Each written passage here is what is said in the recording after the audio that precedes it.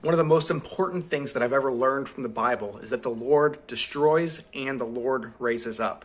It seems like a lot of Christians want to focus on one or the other. A lot of Christians want to focus on how God's going to destroy all evildoers, and usually what they mean by that is all the ones except for me, or the ones that don't agree with me.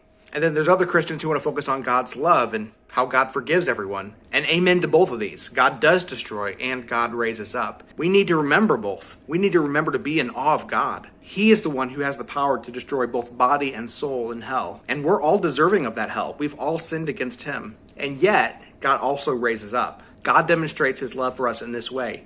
Even while we were yet sinners, Christ died for us. I think this passage in Obadiah is a perfect example of this. It says in Obadiah verses 15 through 17, "For the day of the Lord is near against all the nations," that's all of us. "As you have done, it will be done to you. What you deserve will return on your own head. As you have drunk on my holy mountain, so all the nations will drink continually. They will drink and gulp down and be as though they had never been. But there will be a deliverance on Mount Zion, and it will be holy.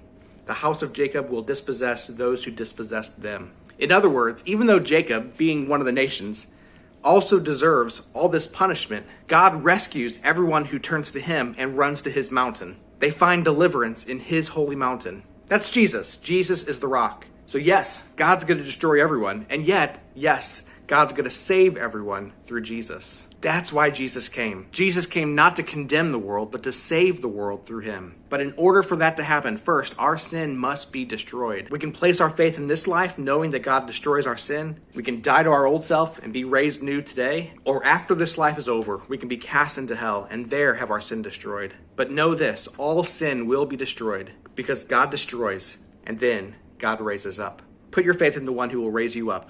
God bless you. We'll see you again tomorrow.